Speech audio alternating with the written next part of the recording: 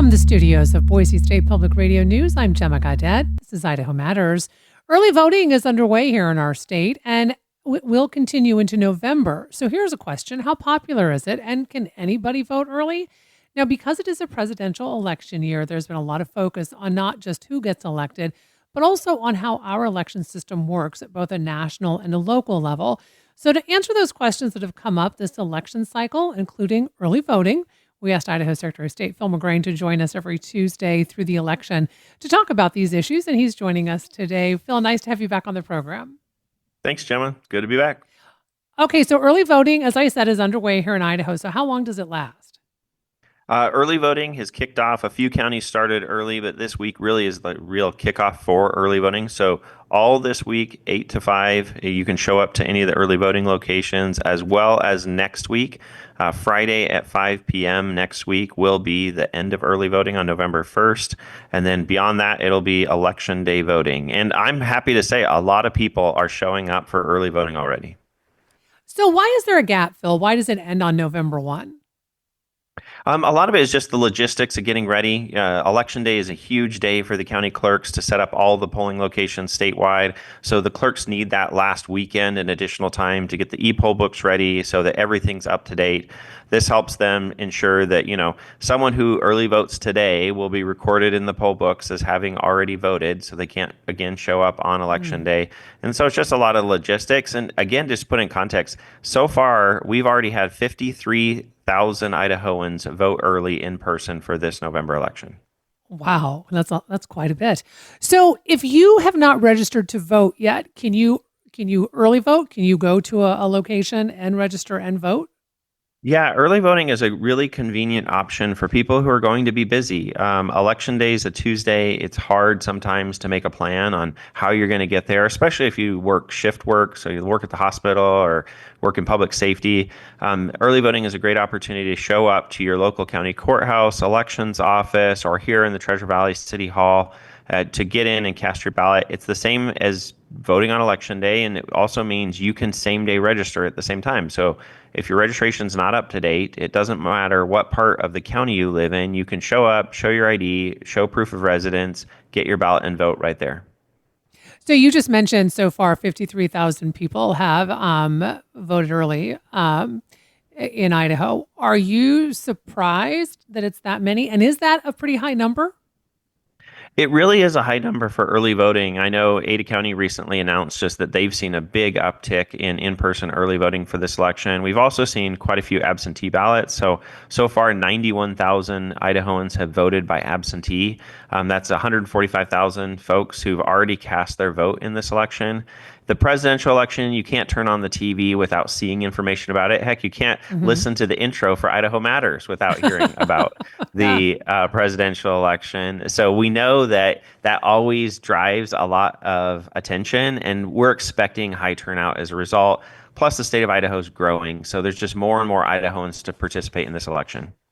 I want to talk really quickly, Phil, about a report that the Idaho Capital Sun came out with last week, and it said that your office was taking 36, quote, very likely non-citizens off our voter rolls. And you did tell the Sun that some of them had voted in Idaho. So how do you find out if someone is not an Idaho resident? Yeah, there's a lot. We've talked about security, Gemma, on the show and all the things we do behind the scenes. So, when someone registers to vote, we're verifying that they are who they say they are, not just by the physical ID that they show us, but we are connected to ITD and we check that information. We check with vital statistics. We check with the Department of Corrections, Social Security Administration. And I think most notably here is we've added a new check with the Department of Homeland Security where we verify citizenship. That's a partnership also with ITD. I should note.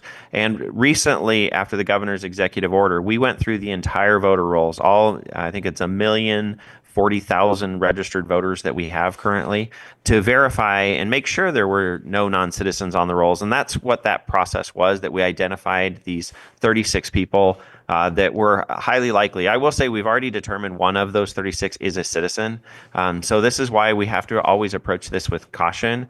But in the Mm-hmm. national narrative, there's a lot of discussion about citizenship these days. And we wanted to really reassure Idahoans that we have the safeguards in place. And when you consider the over 1 million registered voters and the fact that we only identified 6 that are likely non-citizens, that's pretty impressive to show that our process is working well.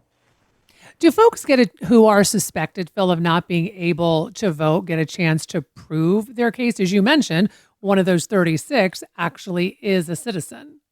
Yes, there's a lot of due diligence that is required and just due process for the people involved. So, the phase we're in is the county clerks have been making contact with these people, and they have the opportunity to both contact us and Department of Homeland Security to provide any information proving their citizenship. One of the things we don't want to do is ever disenfranchise an American citizen of their right to vote just because of our process. So, we've been really thorough, and I think part of it, we show the kind of surgical approach that we've used in making these identifications to ensure that both people who can vote should be able to vote, people who can't vote shouldn't be able to vote, and that everyone can have confidence that their vote counts the same as everybody else's. So, Phil, I want to ask a question about some races that are on the upcoming ballot, and it is because we have probably gotten more questions about this since you've been coming on Tuesdays from our listeners than any other question, and that is about the Idaho 4th Judicial District Magistrate Division judicial race. Now, we should note that there are other districts that have judicial races on the ballot. And what folks are wanting to know is like they can't find information about these magistrate judges. They want to know how they've ruled, et cetera, et cetera.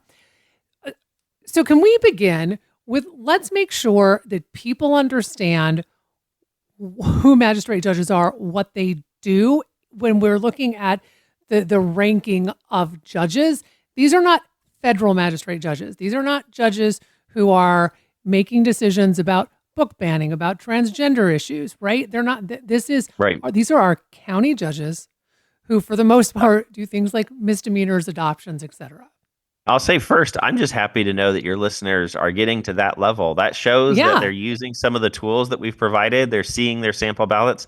No one stumbles on that unless they've actually taken the time to request an absentee or find their sample ballot to know that these things are on there. You know, I'm a huge advocate for more information to voters. That's been one of my pushes. And we get this question a lot too, is just people want more information about the races they're going to be voting on. And we've talked about it. Everyone knows president, but what about all these other things? And I think magistrates really are where it gets distilled down, because it's different than other elections. They're not people running against each other. The question is whether or not to retain the magistrate judge who's currently holding that position. And as you know well, these magistrates are doing the more routine work of the courts. So that means like traffic tickets, DUIs, kind of low-level criminal matters, so your misdemeanor type cases, and then or doing things like family law, helping settle divorces and child custody issues. And that's really what the magistrate division is doing. The district court is where you're getting like the big lawsuits against parties or the felony convictions, everything else. And it's not like the Supreme Court that is weighing in on hot button issues like abortion and other things like that. This is really just the day-to-day work of the court, which is also why it's hard to get information. These aren't really public-facing individuals. And it raises the question, we get this a lot, like, so why are we voting on them? It's very rare to not see a magistrate retained. And it is kind of a tough question because I can't point to any great sources either. During the legislative session, one of my big things was pushing for a voter guide. So at least we could get some more information out to voters. Magistrates are just one of those elements of getting more information for voters. And hopefully over time, the work that we're doing will build into some of those tools in the future. Well, in particular, I think, Phil, what you're trying to do, trying to get a voter guide, right? Because the magistrate judge could then have at least their bio in there. Yep. And you could have more information because you is could have, difficult to you find. can know that when info. they became a judge and, what their background was. Yep. Some of that. Exactly. And I will say this, the courts are open to the public. So if you actually do have a question about a magistrate judge, you can go to the courthouse. You can see when they're in court. You can sit in court and watch them in court. I mean, if you want to take those extra steps, I mean, you have that right as a citizen to be able to go do that. Right. And the next time you get a speeding ticket, you can always contest it, and that way you can meet your magistrate judge. Yeah, there you go. Okay. So another thing I want to talk about, because when after we're done chatting with you today, we're going to be focusing on Proposition One, and the issue of ranked choice voting in Prop One, because this will be on the ballot come November 2, and there's still a lot of questions about it. You do not have to explain what it is, Phil, but we're going because we're going to get to that in the next segment. However, you told Idaho's Legislative Council in July that switching to a ranked choice voting system could cost Idaho between $25 and $40 million to replace voting machines around the state. Can you tell us a little bit more about how you came up with that number? Yeah, I'll do the best I can in the time we've got. So I wrote a 5-page letter to the Legislative Council, and this is the group that kind of oversees, it's bipartisan, oversees the legislative process because I didn't want any surprises to come. Over the year while Proposition 1 was being circulated, we did our research. So we contacted our election vendors, we contacted our federal partners at the U.S. Election Assistance Commission. We also met with the state of Alaska and their elections division to get more information about what would implementation of Proposition 1 look like. And there's a number of things I outline in the letter. The cost piece is what gets the most attention, but I will say there's other important pieces like Alaska doesn't have county government, neither does Maine, and these are the two places that it's been implemented. And part of it too is we use different election equipment than the state of Alaska or the state of Maine currently does. And meeting with our vendors, our current equipment that we use is not capable of tabulating a ranked choice ballot. It's not certified to do it, and the vendors don't intend to make it that way in any time. So we've looked, and we will have to go out to a competitive bid to replace all of the voting equipment statewide. And it really was working with those vendors and our partners to figure that out. The cost piece, that $25 to $40 million, really where that comes is none of the vendors want to give us a quote at this point because it will be competitive and there will be an RFP process that we would have to go through. But it was us looking at what we've spent on the current equipment we use. So looking backwards, all of the counties that use equipment, which is the vast majority of Idaho, have purchased this equipment in the past. They will have to replace that. And so we looked into our past spending behavior informed with what we know about where we're headed into. And it just makes our situation a little bit different. In Alaska, and I think there's a lot of comparisons there, the vendor they were using already was capable. They had prior to the implementation of this, they had already acquired equipment that could do it. And that just puts us in a different footing. Mm-hmm. And I think it's fair to note that the Secretary of State's office, you're not advocating for or against anything. Your point in writing that 5-page letter was to give information to lawmakers about absolutely. Yeah, you can appreciate we sit in the middle of all of these decisions, not just running this current election, but running any future elections with policy changes. And a lot of the arguments, I'm sure in some of the conversations you'll be having are about the reasons why it should or shouldn't be done from the advocates. And we were really talking through what are the actual practical implications, such as just us getting the ballots from Bear Lake County and being able to combine them with Boundary County, because you can't do the multiple rounds of voting until you get all that information centralized. And there's a bunch of logistical and cost components, and that's really what my letter highlighted for the legislature so that we could be part of the discourse, and we're answering as many questions as we can for anybody who's interested in this. I've talked to both sides on a regular basis in terms of what's headed in, and so hopefully voters are getting the information they need to make an informed decision. And one quick thing that I want to talk about too before I let you go, Phil, and this is this vote tallying software, because you say this is important because it would be certified by the U.S. Election Assistance Commission. Why is that critical if we end up going to this system?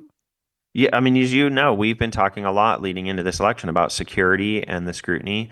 We have a position that I created in our office that just manages the certification of equipment, and we work really closely with the U.S. Election Assistance Commission to ensure the voting equipment we're using has been scrutinized to make sure it does exactly what it's intended to do, that it's secure for cybersecurity reasons, but also to ensure the accuracy of those systems. They go through rigorous testing. There is third-party software available that you could take the information out of our systems and try to calculate, but it still hasn't been federally certified or tested. And that's one of the problems is as a small state, we rely on our federal partners to be able to ensure the quality of the systems we're using. We do testing locally as well, and the counties are doing testing right now for this election specifically. But I think to reassure all those voters who's been asking questions over the last 4 years or even over the last 20 years to make sure that we're using systems that we can all have confidence in is crucial, especially at a time where so many questions are coming up. Thanks so much for listening to Idaho Matters. Boise State Public Radio and Idaho Matters are members of the NPR network. It's an independent coalition of public media podcasters. You can find more shows in the network wherever you get your podcasts. I'm Gemma Gaudette. We'll see you tomorrow. The candidates for November are set. I know Donald Trump's type. Between now and Election Day, we are not going back. A campaign season unfolding faster Kamala Harris is not getting a promotion than any in recent history. Make America great again. Follow it all with new episodes every weekday on the NPR Politics Podcast.